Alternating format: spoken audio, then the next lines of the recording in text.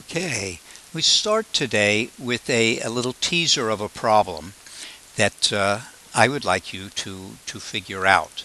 That we have two springs, and then I have a string holding them together, and then there's these other two strings which are slack, and we're holding up this load.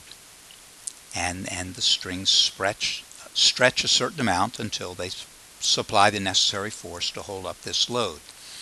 Well, then I'm going to remove this string. I will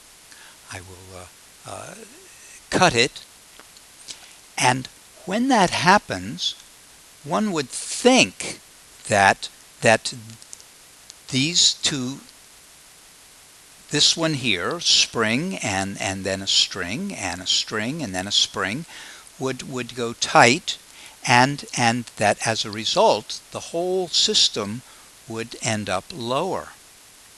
But in fact, what we will see happens is that when I cut that string, these do go tight, but the springs stretch less, and the whole thing ends up being higher. And I would like you to see if you can tell me why the mass ends up higher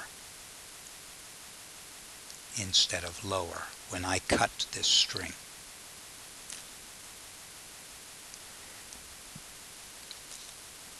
So here we have a system with a spring and a mass, some inertia, and then what I've also put on it is a paddle, which is going to stir up this bottle of water. This is called the damping element, and not because of water, but because it kills the energy. So you have this elastic element with a force resisting changes, and an inertial element, this tendency to keep doing what you are doing, and a dissipative element where the energy becomes heat.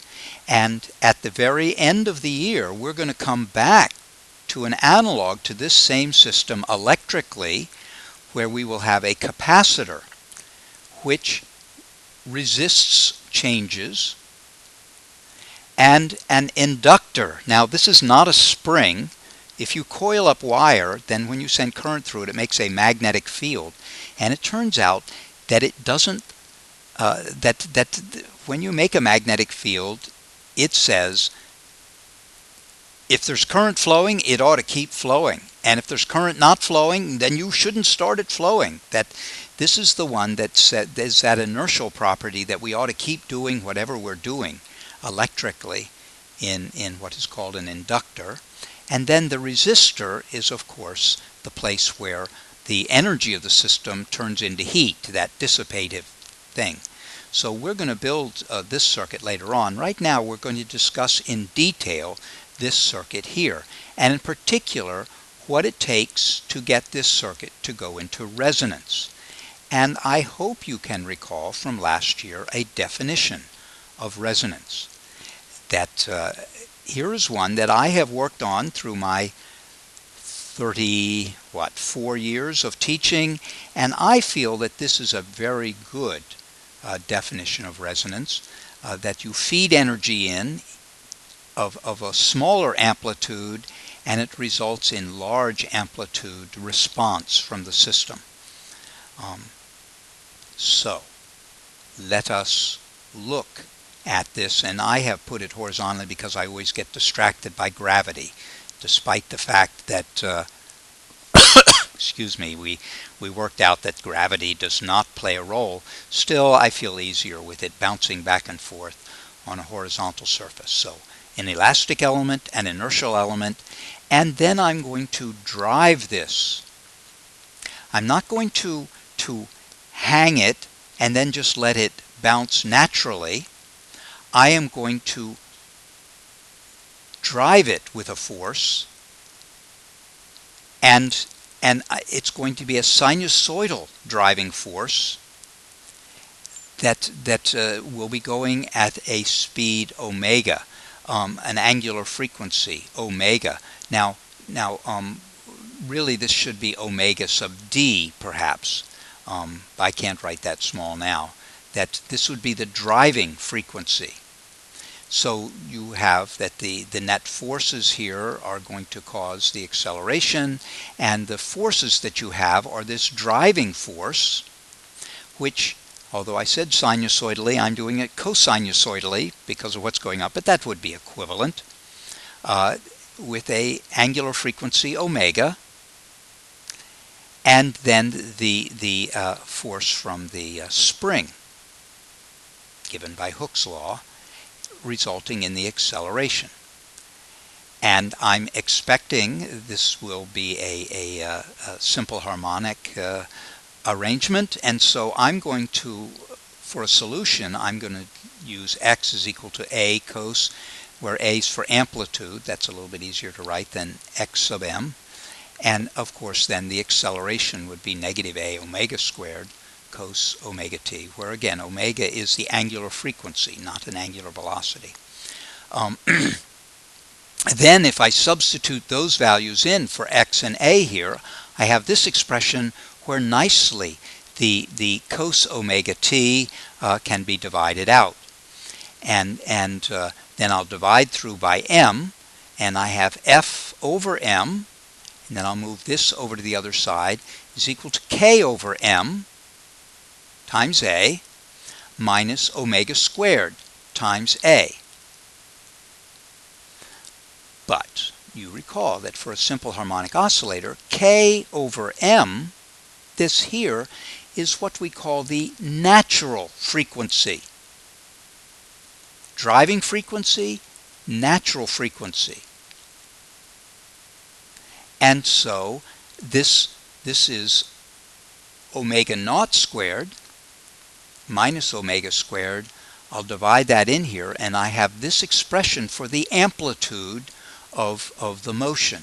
Well, let's examine what this gives us.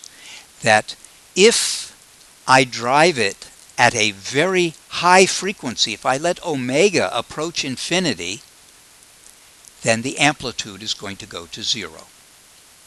And if I do omega at a very small frequency, then this is going to go to f over m over omega squared, and this would be the amplitude that you would get.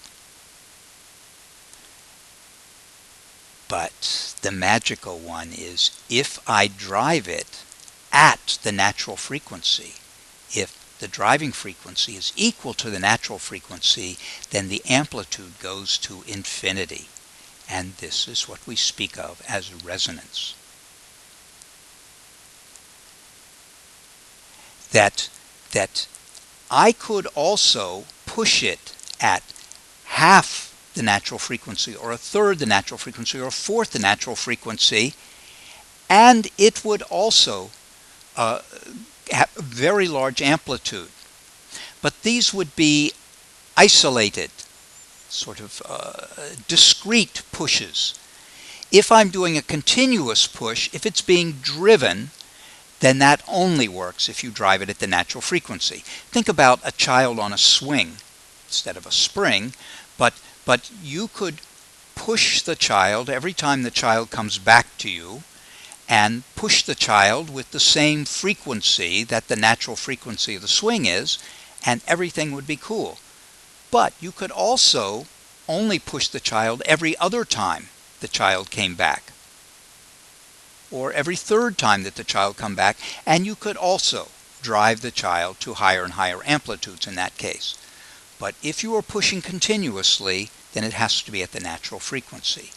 A final point is that it will not go immediately to that